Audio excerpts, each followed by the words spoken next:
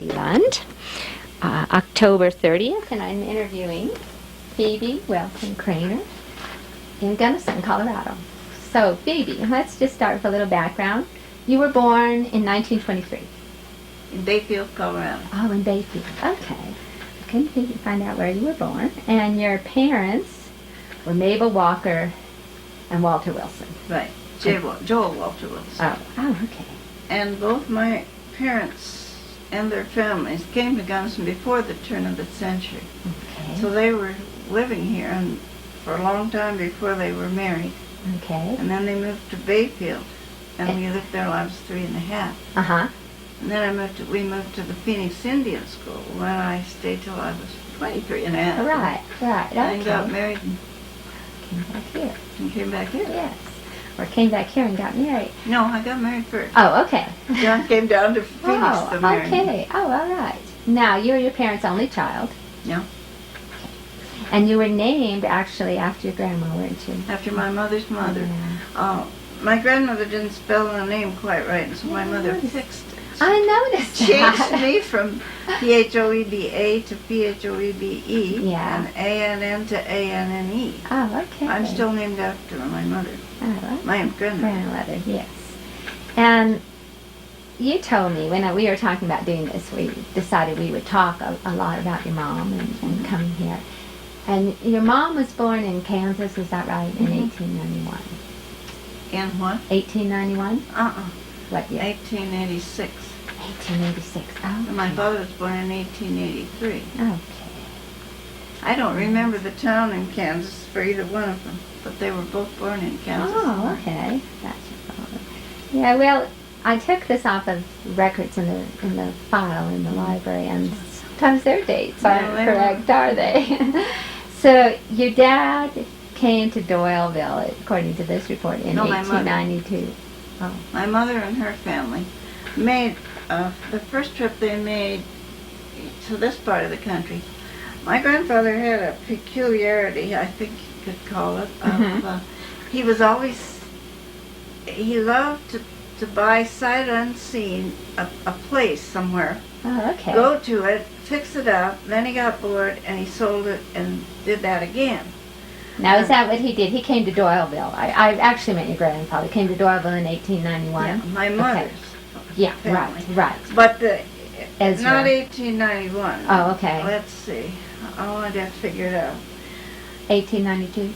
No, before that. Oh, okay. See, when they came to Gunnison, where they lived out there, where Valencic lived now, that was their second trip into Gunnison. Right. And they got there in 1890. Let's see. Maybe it was 91. But they got to this last place. Okay. After that. Oh, okay. Let's see. No? But it wasn't 1899 that they came the second time into the valley. It doesn't matter, actually. Yeah, I think it was. Oh, okay. I think it was. Okay, because that's what it said on the sheet. And that time, they had 8 children. And they came to the ranch, and it was just like it had been with grandfather before, only worse, because what happened was the place wasn't nearly as good as it was cracked up to be, which was pretty common. And they got here late in the fall, so there was supposed to be food in the cellar, and it was supposed to be a pretty nice place. Well, the roof leaked, and it was just not a very nice place, and the cellar was empty. Oh, no. And they got here late enough in the fall, I believe it was the last part of October, so they couldn't, there was hardly anything they could, it was really a hard year, and there was a man named Willis Gillespie, who was also an old-timer here, who gave him a load of cabbage. And my mother said that was one of the things that kind of saved the day for him, because she said her mother knew more ways to fix cabbage than anybody could have. Did she ever eat it again in her life? Oh, yeah. But he caught fish. They caught fish, and they got rabbits, and then grandfather, of course, could occasionally get a job.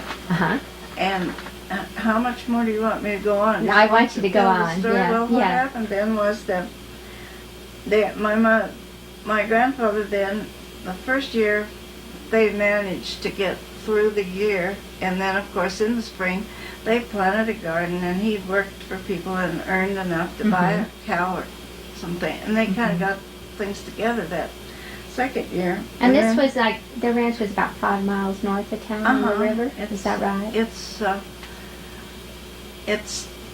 just a hair over 5 miles from the stoplight at Main and Tomich.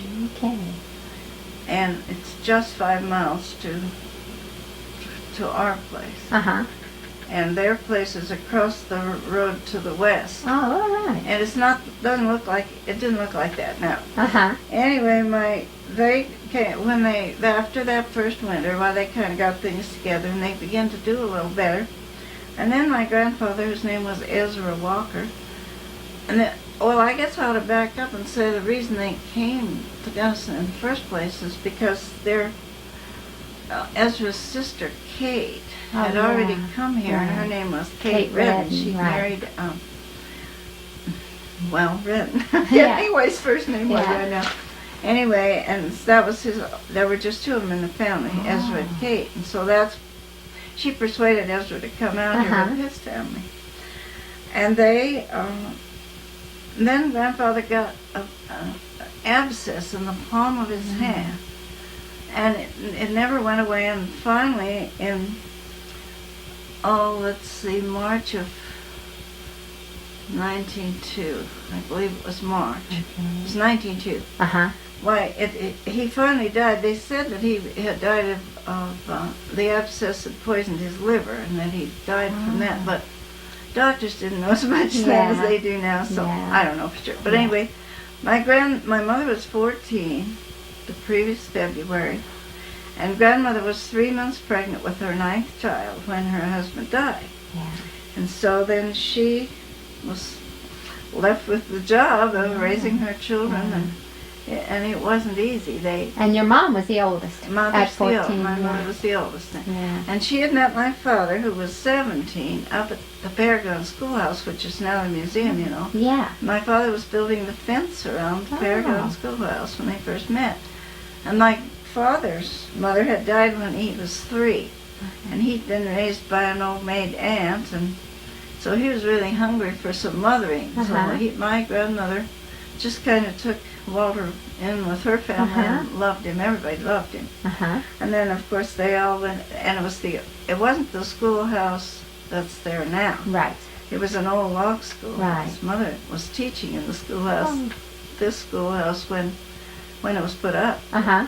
Anyway, so the 2 families lived close to each other.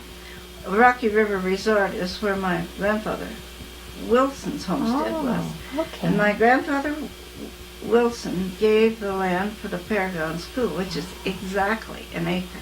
And all the kids had to learn how big an acre was by walking the perimeters of the school. So now you probably have some more questions. No, go on. That's fine. Well, my grandmother really had what it took. My grandfather had both feet firmly planted in midair, but my grandmother didn't. And so it was, actually, in a way, it was good that was the one of them that left, because my grandmother set about. They peddled vegetables in town, which my mother hated. And they also, grandmother made sauerkraut and butter and cheese, and they peddled all these things in town. And she saw to it that whoever wanted to have an education got one, my mother and several of my uncles. And there's a house over on North Iowa where, Denise Mayfield lived, and Jim Mayfield and their family lived there now, and that was the year of 1914 and 1915. Mother took her 2 youngest brothers, and they lived in an addition to that house. And that was the year that electricity was put in that part of town. So they had electricity. That's the first time any of them had ever had any. They went to school that year in town, and then they weren't very happy going to school in town. I don't know. I can't remember just what happened, but so they went to the high school in town. Were they in high school then, or just? Well, I guess they were. And that would have been up at the college. No, the high school was in the end of Western State College. Right, up in Taylor. Right. Yeah, South Hall, I guess, was the high like school, that. and North Hall was the college or something like that, which I guess worked really well.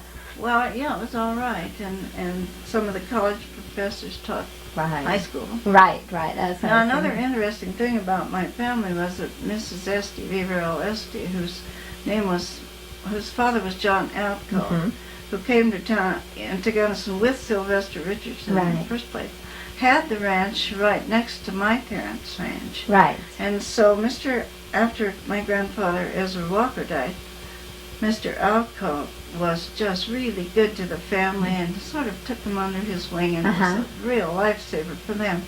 But my grandmother was on the school board eventually as the kids grew up. She was on the school board. She was on the church board. They drove a team and some kind of a wagon in summer and some kind of a sled in winter, and I don't remember the names of those, to town, to church, Sunday school and church every Sunday. Grandmother was Sunday school superintendent, and she was in the Ladies' Aid Society. Oh, my goodness. And was a part of the time she was president, and they did all kinds of things. And Grandmother was really a ball of fire lady. I guess. So. And it actually, when they came from Kansas, they came in a covered wagon. Oh, they made, I believe, if I'm not mistaken, there were 5 trips in a covered wagon during the time that Grandmother.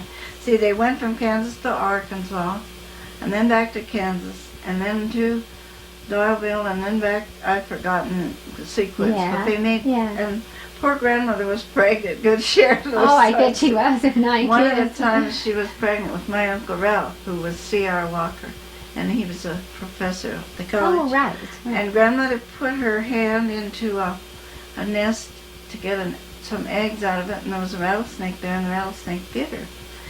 And Uncle Ralph was born really fragile and sickly child at first, and they had a hard time with him. He was, I think, maybe partly the venom from the rattlesnake, and that gave him a bad start. Yeah, she was right. Probably sick. I don't remember how far along she was. Yeah. So that was one of. But how did they get it out? Did they get the venom out, or well, in those days, the way they did it was to kill a chicken. And while it just instantly put the chicken over the rattlesnake bite, and it supposedly set the venom out, and apparently it worked because it didn't kill my grandmother. Right. You know, my grandmother's history, excuse me, is pretty interesting too. I don't remember where they were in Illinois. And there was a grandmother and her parents and several brothers and sisters there. And they just seemed to have a very happy and peaceful home life there in Illinois. And all of a sudden, they all started getting tuberculosis. And before it was all over, everybody in her family had died of tuberculosis except one sister named Florence. And Grandmother had it too, but she didn't know it. So she went, they had a double wedding. My grandmother married Ezra Walker, and her sister married somebody else, and those two moved to Pueblo. And then after my mother was born, my grandmother had a trip to Pueblo and visited that sister, during which time she died too.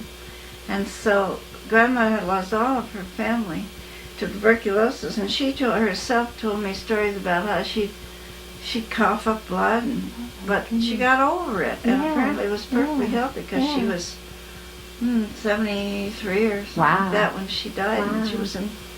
She's an incredibly strong woman. She was very strong in a lot of ways. Yeah. But to think of losing your whole family in the course of 2 or 3 years, wouldn't that be awful? It's really hard. She was probably 17 when the last of her family died. She wasn't really old. She wasn't a small child. She was the oldest. I believe she was the oldest in the family. So anyway, Mother tells lots of stories about the covered wagon trips that I tell the kids. Well, why don't you tell us a couple of them, because I've heard of these stories. Were just really interesting stories. There's really an interesting sideline. I'll tell you this. Okay. Mother was the oldest. Felt a great deal of responsibility. I think her family wanted her to be, her mother and father wanted her to be a boy, and they sort of pushed her into being very responsible, and she was by nature. And kind of a worrier. In fact, the whole family was a little bit. But anyway, she took a great deal of responsibility for everything. So one of my favorite things to do when I was a little girl was to say, Mother, tell me one time when you were a little girl. So she'd tell me these stories, sometimes over and over. And then after we got married and came here to live, my Aunt Kate and I became really close. Aunt Kate's mother's sister. There was Mabel, John, Katie, Nettie, Richie, Archie, Ralph, Carl, and Robert in the family in that order. And so Aunt Kate was 3 years younger than Mother. So when I got to Gunnison, Aunt Kate started telling me one time when I was a little girl stories about this covered wagon thing, you know. And for a while I wasn't realizing, hey, these are the same stories these two ladies are telling me. Mother from the worrying, responsible perspective, Aunt Kate from the 3 years younger girl was just having a ball, taking this trip and playing. Mother would tell stories about how they had to go out when they were out in the prairie in Kansas where there wasn't wood to burn. And so they had they were following a trail, but they didn't have anything to cook with, and so they had to go out and cook and gather what they called buffalo chips, which of course were cow manure, and gather it up and bring it to cook with. And my mother thought it was horrid and she hated it. Aunt Kate thought it was a big joke and lots of fun, and they'd see who'd get the most. And it was fun for her. Well, Mother hated not to be clean and not to have baths. And Aunt Kate thought it was great not to have it was so funny. And Mother told of course, she was 11. Your mother was 14, or even younger. I guess she was probably 8 and 11 or something. The earlier trips when Mother was, I think about 10, and Aunt Kate was 7 or something like that. Baths aren't big on a 7-year-old's list, but on a nothing 10-year-old. was very important to Aunt Kate, and she loved it, whatever. And Mother told the story first about the grandmother would cook potatoes in the big skillet, and one time the wind blew in a whole lot of locusts, or grasshoppers. I guess they were grasshoppers. And grandmother had to keep the lid on the potatoes. They were outdoors, and stir them real carefully and lift the lid just a little bit and stir the potatoes, and a grasshopper or two did get in, and Mother thought it was awful. That could go as great sport, that kind of thing was funny. But they had, on their trips across the country, several of their trips, it's amazing when you're riding a covered wagon how slowly they go. It took them about 6 weeks to come from Kansas. The best time they made on the flat, when they didn't have any up or down hill, the very best they ever made was 15 miles a day. And when they came over, they always came over the coach until that was the easiest. They made 5 miles a day. See, they had to haul their stuff. They didn't have very many clothes, and they hauled with what they had in the covered wagon and all their cooking utensils and things. But when they were coming across Kansas, they had to plan their trip so they got to where there was water. And they would meet people on their trips. Mother told me the story one time about I don't know what he was, somebody, old man that they visited who let them come into his little bunkhouse. There weren't so many of them then, and visit, and he had them eat with them, and he had some kind of coffee that had paper dolls in it. And he got out a paper doll for each of the 3 girls, and he'd saved them. And my mother thought that was just absolutely the most wonderful thing that ever happened to her. It was called Farmer's Coffee, I believe, and I think that's still in existence. It is still in existence, it is. I don't think they have paper dolls. I never saw it. I think they do the restaurant business now. Oh, really? Yeah, at least in California when I was there, they used to do the restaurant. Well, another thing that Mother told about that one experience that I used to love to ever tell me this. She said that one night they were out in Kansas somewhere, and they'd all gone to bed in the tent, and they heard this mooing and cattle, and their father said, "You stay in the tent," and he went, and some people were moving a herd of cattle from one place to another somewhere, and they were just gonna milk the milk and let it go on the ground to keep the cattle producing, because you have to milk them. because they didn't have any way to do Right. anything with them. And so they told my grandfather, go get all the buckets and containers you can, and we'll give you all the milk you can manage. And Mother said, they just thought it was so wonderful. They had milk, and they were missed milk so much. And they all drank so much milk that then they went to bed, and in the night it rained. And Mother woke up thinking that it was milk. And she told me that story. I used to laugh about that. But anyway, that was a fun experience. And then another experience they had when they were coming across the country was there were always movers, they called them. You know that. Right. We're moving across the country, Right. and they'd meet each other. And the kids got kind of lonely, not having anybody to play with. And so it was always fun when they met with some movers. But Papa, they called their father Papa and Mama. Papa would always go and talk to the movers to find out all about them before the kids played together. Well, this one family of movers had several children, smaller, just right size. And the kids were so excited to see. And Papa went over and talked to him, and he came back, and he was very stern, and he said, now you are not to play with these children at all. And that was just crushed him. They, oh dear, why not? Papa's so mean. And well, the boys, the mother and Aunt Kate, I guess, were being pretty good, but the boys, especially John and Richie and Archie, wanted to play with those kids so bad. Well, they were on a kind of a little bit of rolling hills, and so they all went down around a little hill, and they played together for a while. And they played all kinds of games, and finally more of the kids joined in, and pretty soon they were all played together. Well, I'm sure my grandfather probably knew it, but he didn't say anything, and so they all left the next day, going their separate ways. And a few days later, the kids came out with all these itchy red bumps, and what is wrong, Mama? What is wrong? And Papa said, well, I had a good reason for telling you not to play with those children. Now you all have the itch. And they didn't have anything they needed some, grandfather had sulfur, but they needed to mix it with some kind of oil or lard or something, and they didn't have anything. But what they did before they started on these trips was what they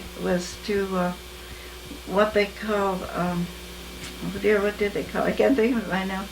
They rubbed the oil in their lard into the flour. Oh. So they wouldn't have to carry two containers. So they could make biscuits. Mostly they had biscuits. And they rubbed it in. So all they had in the way of any kind of oil to put the sulfur in was bacon grease, which of course has salt in it. So all the kids were smeared with sulfur and bacon grease. And then of course they came to a little town, and they couldn't go into the town because they all had itch. Was it like chicken pox, or was it? It was just a red rash, itchy rash. And it took them a while to get over it, probably a couple of weeks. They decided maybe they should be a little tad more obedient. Well, on Sunday, Sundays were very particular about Sunday for several reasons. One, they rested their horses, and they got cleaned up. If there was any water available on Saturday night, they all took a bath and washed their hair. And they had a tub they carried along with them so they could bathe and wash up a little bit. And so they always had a bath and a hair wash if they could. And Sunday morning they had a little church service. Grandfather read out of the Bible, and they prayed, and usually just played and rested that day for the sake of everybody. Right. Because they really were believers, and they really loved the Lord and wanted to do His will, and they prayed, and so they took Sunday like they were supposed to. And then, besides that, the horses needed to rest. But they did too, probably. And I'm sure they did, because a lot of the time, especially when they were going uphill, and the wagon was only going 5 miles an hour, the kids would get out and run alongside and play along the edges, and and they had a special treat now and then. My mother used to tell me they had what grandmother called fried pies.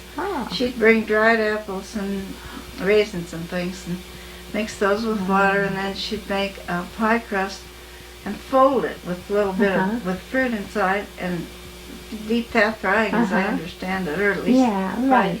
And that was so special to the kids, because they didn't have every kind of food, although there were a lot of people, not a lot of people like we think of it now, but they'd come to a ranch house now and then and be able to get some fresh vegetables. And eggs. They were in a cyclone one time, and they all had to go into the storm cellar.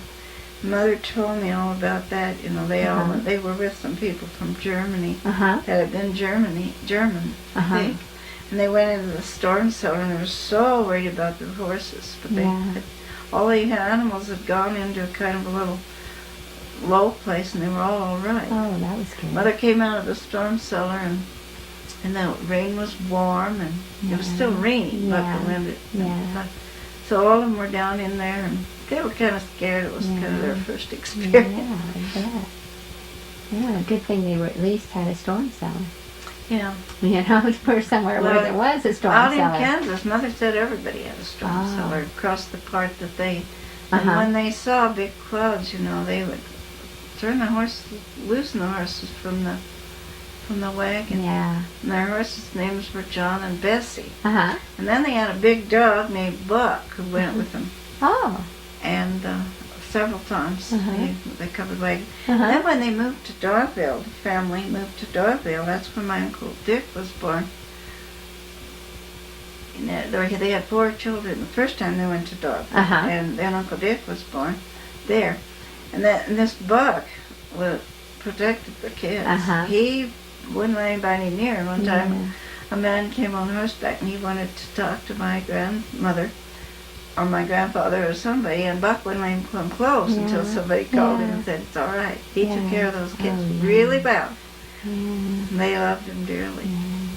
Now, the first time when your grandfather went to Doyleville, that was one of the ranches he bought and then he fixed up and sold. Is that right? That's what happened. And they went back to Kansas or Arkansas. I have it at home, and I guess I should have brought it. Well, it doesn't matter because itinerary of their trips. But he, they came over on Razor Creek is where their place was. Now I've been over to Razor Creek.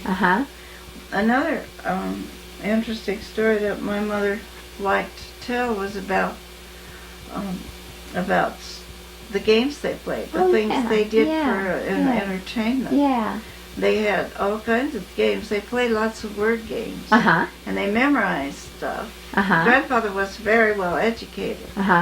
My grandmother wasn't book educated, but she knew a lot too, and so they taught their kids a lot of things. They were very particular that their children learned.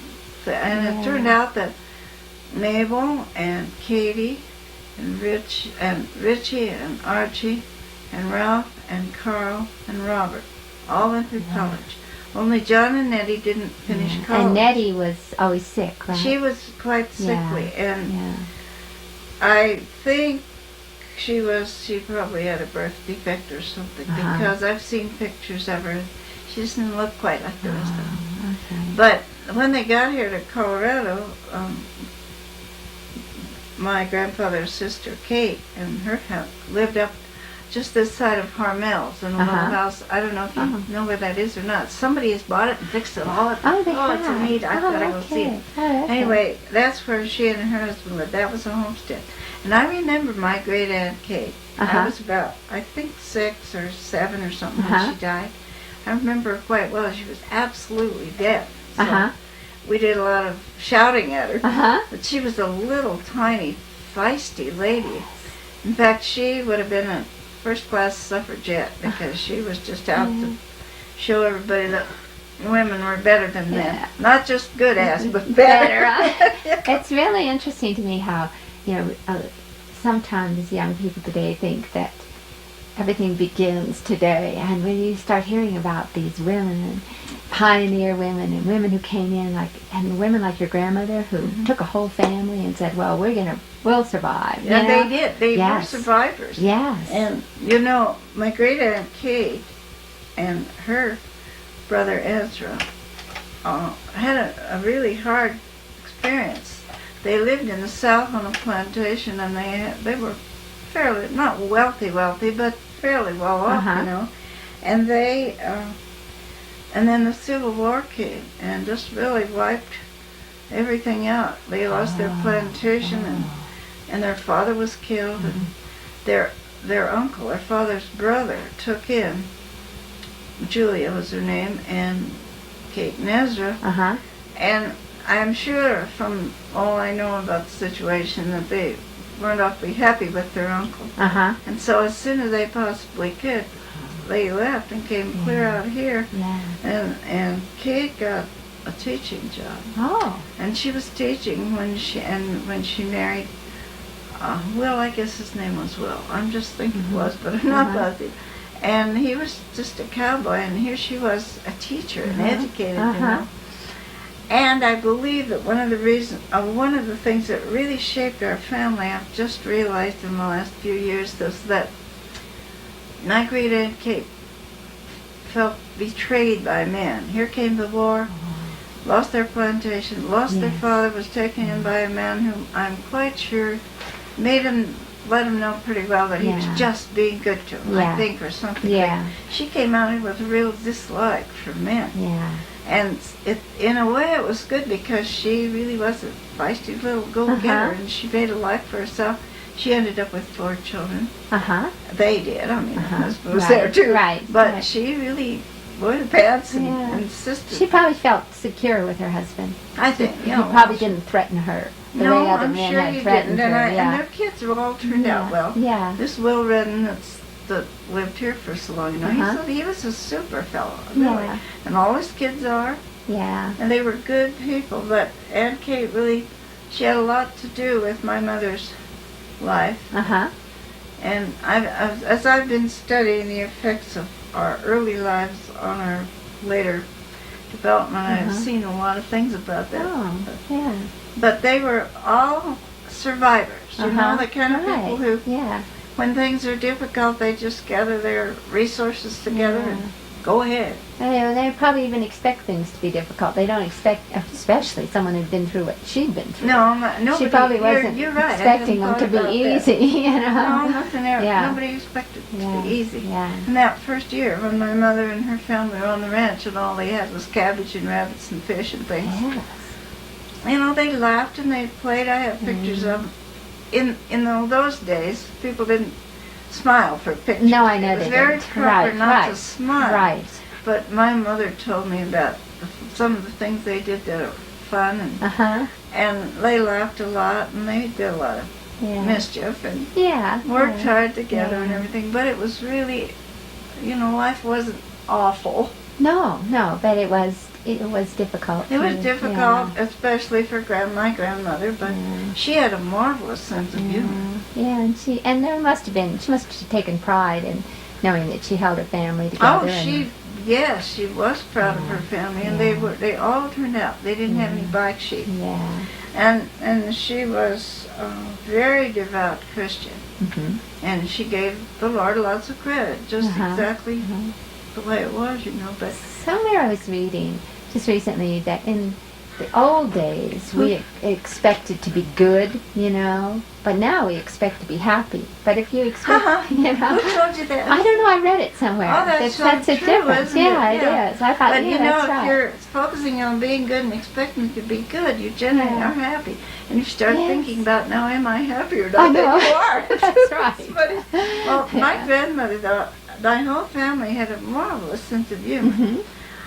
There was another element, though, I'll have to admit, in my family that I think shaped a lot of they had a basic pessimism. Even though my grandmother was the least pessimistic, my grandfather and the whole family has a string of pessimism going through it, you know. My grandfather in particular, I don't know just why. Well, maybe the war. I mean, the Civil War was a pretty depressing. There were lots of things. I mean, that had to be terrible to see brother fighting brother and cousin fighting cousin. And your plantation and your home ravaged and all. Anyway, there was a lot of that. My grandmother wasn't that way. And she kept things balanced, happily for the family. She was a pretty upbeat sort of person.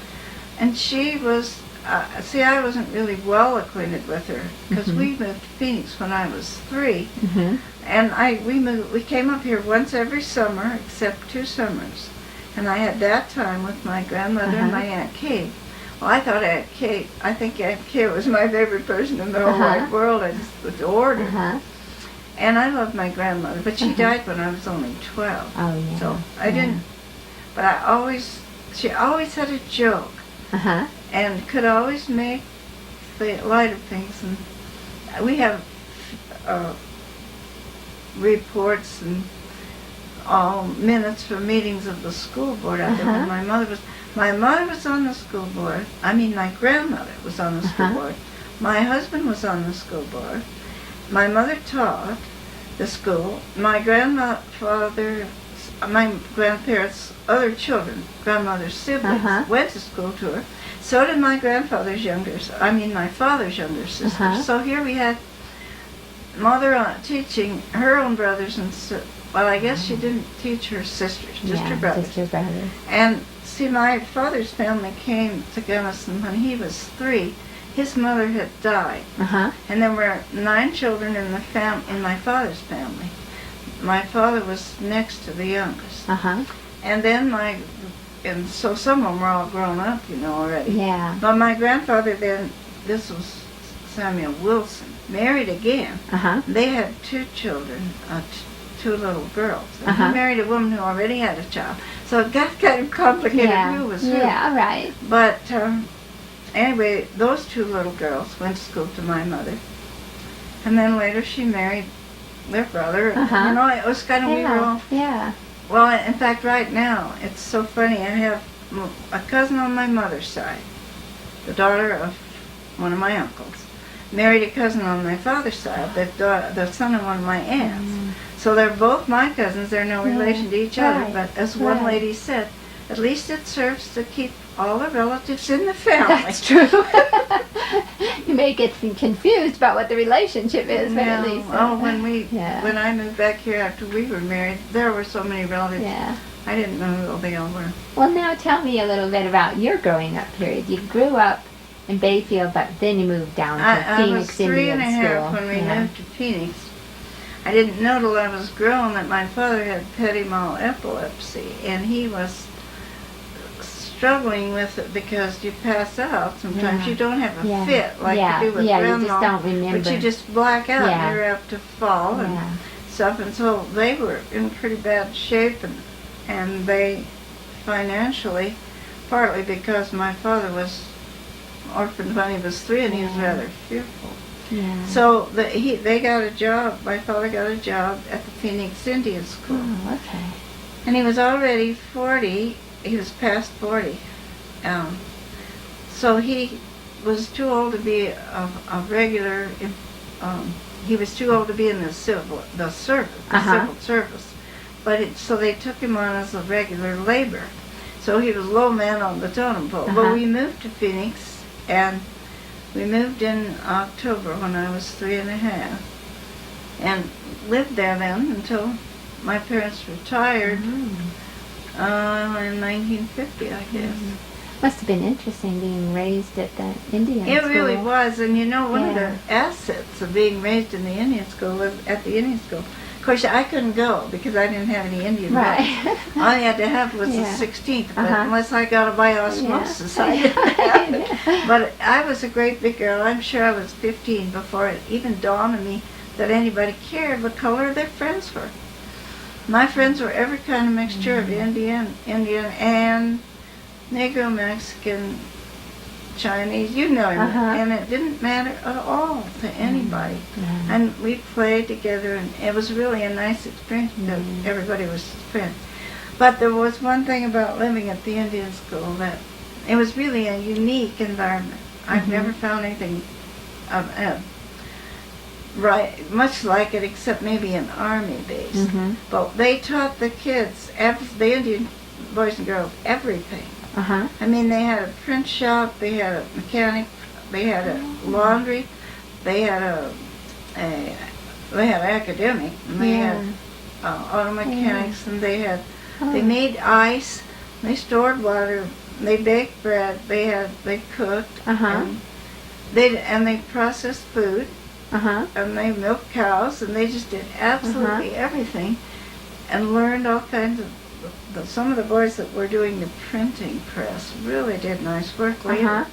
And so that was one of the focal points, was that the Indian school was a training school for Indian boys and girls who were going to go out on the reservation and teach other people new ways of living. And it worked many times. Yeah.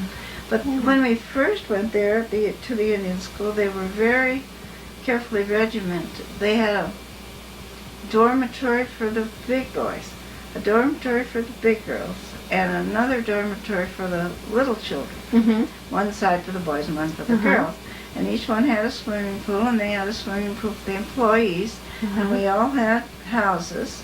We didn't have any choice much about where we lived. And they had a commissary, and we could get dishes and light bulbs and all sorts of things when we first went there. And they all marched to their meals in formation. They were all dressed alike. The little children marched first, and then the bigger ones, and then the bigger ones. And they had a jail. If somebody misbehaved, if he misbehaved too badly, they put a girl's clothes on the boys and made them go to jail and things, and they were quite strict. And the Indian boys and girls were really, really nice people.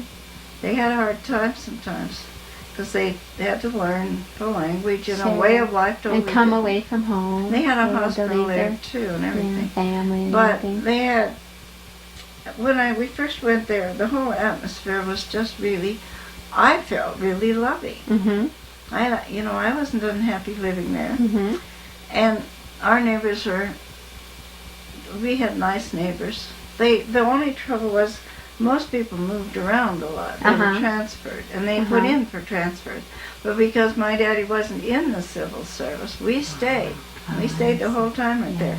And they had tennis courts and swimming pools and a dairy and a garden and chickens, ducks, turkeys, you name all those things, sheep. Mules. I got acquainted with all kinds of things. I think myself that it was a really nice environment. I couldn't go to the Indian school. So I went to public school.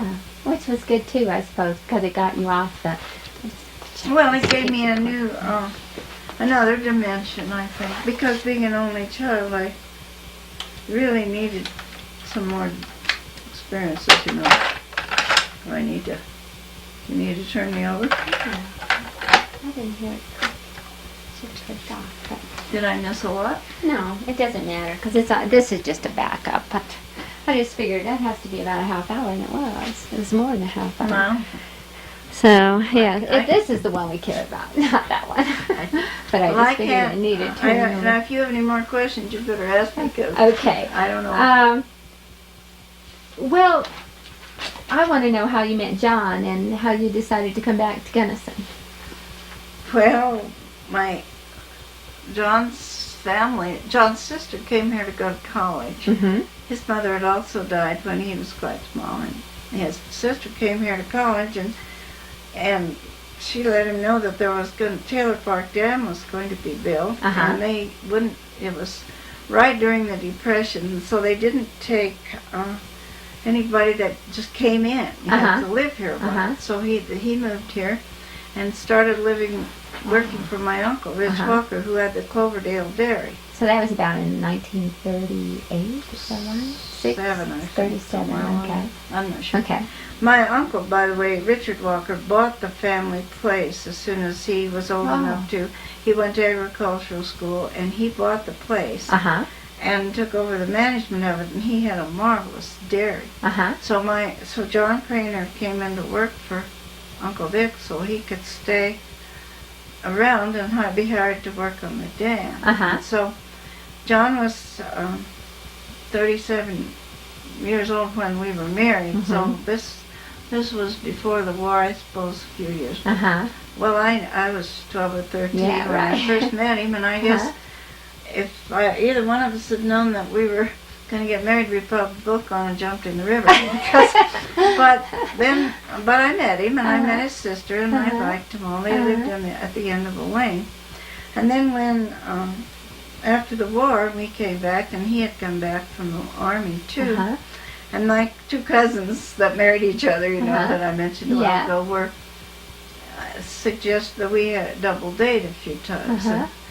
And everybody said, "Oh, he's too old for you." I was 23 and he was 37, and they thought, "Oh, no, he's too old." Yeah, you were 23. Well, but we hit it off really well, and we are as different, and we have as different backgrounds as almost as you can imagine.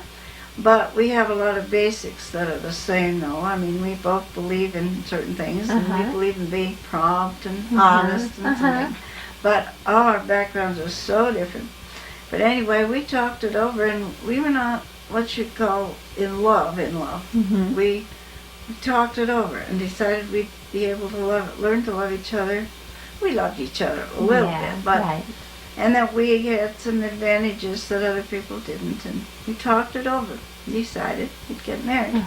It wasn't extremely romantic in a sense, but there was some advantages. One being that we didn't have any little bitty pink clouds to fall out of. It was pretty practical, but we did learn right away the advantages of our differing backgrounds, and we of course did learn. Not very long it took us to learn to love each other, and we really enjoyed each other. We had a lot of good things together. So when did you go to the ranch? Well, as soon as we were married. We were married 50 years ago last Saturday. And we went on a 3-week honeymoon. And incidentally, we budgeted $10 a day for our expenses. And that was everything but gas. He had a credit card for gas. But our motel and our 3 meals and anything we wanted to go to on $10. Where did you go?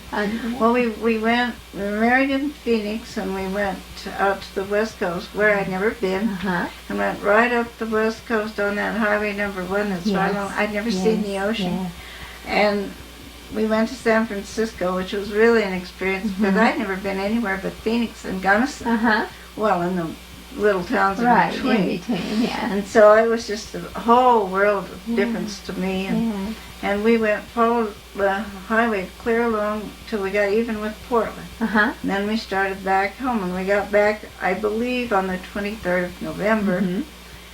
And I had never seen it snow or been around snow. So, and we got back on the 23rd of November, and it was cold, and there was snow on the ground, and hunting season had happened, and there was a freshly killed deer carcass frozen on the back porch. And he had a nice little bachelor house that he had built, and it was perfectly satisfactory, but it was a bachelor house, and so there were a lot of little things like cupboard doors and closets and things. And he had gone to the service, and his brother Forrest and his wife, he built the house. In fact, I met him. The first time I met him, my cousin and I were playing in the basement of the house that he was digging the basement. He came along on the hay rack and reached down and took us both up on one in each hand and put us up on the hay rack. And that's how I first met him, the very first time. But anyway, so that was the house that I came to, and that's where we lived until we built our new house down in the horse pasture. Now, if you've been reading all my humorous articles in the newspaper, you've got all those articles in the newspaper. And what were the strengths of raising a family in a ranching life? Oh my, plenty. Number one, I think Margaret, my daughter-in-law Margaret, and I have discussed this, and I think it's true, because you have to take care of the animals no matter how you feel. You have to think about them. You have to help each other. I think kids who live on the ranch, the biggest asset they learn is compassion. They aren't as self-centered because they have to take care of things besides themselves. They can't be as self-centered just because there's no way you can. That's one of the strengths, and everybody had work to do. So they felt important. They knew they were important. If Susan started milking the cow every evening when she was 9. She didn't milk the cow was in pain. We didn't have milk. And they all learned to make butter and cheese and take care of the milk. And then in the summer they learned they drove the machine in. I think one of the greatest assets was there was plenty to do. We had to feed the calves and take care of whatever, you know, no matter what. Yeah. Unless you were just absolutely sick in bed, and then you had to barter with your brother and your sisters, Yeah. or your sisters. Say we had 3 girls and we born. And Susan was the oldest, and she was 2 when Walter came. And he was 1 year and 2 weeks when Edith came, and she was 1 year and 3 weeks when Alice came. So we had triplets on the installment plan. So that was those were 2 of the strengths, and they had to be responsible. They had to be. They didn't have any option. And so I think those were, to me at least, the most significant strengths. And then one of the things that I think it helped that they were very close together in ages. They were very good friends. They played together. They did everything together, and just didn't think anything about it. Of course, we imported kids all the time because we didn't want ours to grow up not knowing how to deal with other children. So I always had a house full of children. I love children, so it wasn't a problem with me. When I got married, I had 4 teacher's certificates. At a standard elementary and a special in music, a special in art, and in Arizona they require a special in kindergarten. So I had that, all 4 of those. And then after my own family started the school, I substituted for several years in the school. But I think compassion and responsibility were probably the 2 most important things. There was another strength that maybe a lot of people wouldn't think of, and I didn't really either, but one of my daughters told me sometime later, she's one of the best things I think that happened to us was we didn't have very much money. We had to think about what we wanted and wait for it, decide, work for it, save for it, and we treasure our possessions and we're more careful with them than people who have. So they felt that I think that is a strength. I think, you know, when you save so you can buy that special paper dolls. I can remember doing that in the 50s. And then going in and buying them. The one thing you wanted so much. Yes. Yeah. And then there was one other, I don't know, strength is the right word, asset maybe it's more. And that is that because John worked at home a good share of the time, they had we all did a lot of things family-wise. That's true. When the little one had come along, he'd take the big ones and they do things. They learned how to drive when they were quite little. They learned how to do a lot of things. But they had a relationship with their father that I think when people work, when the father goes in the car somewhere, of course he wasn't there all the time, but he would come in at 4 o'clock if he possibly could when they got home from school, eat a cookie with them and listen to what's going on. Yeah, which is the really important a kind of a part relationship that lots of modern day children don't have.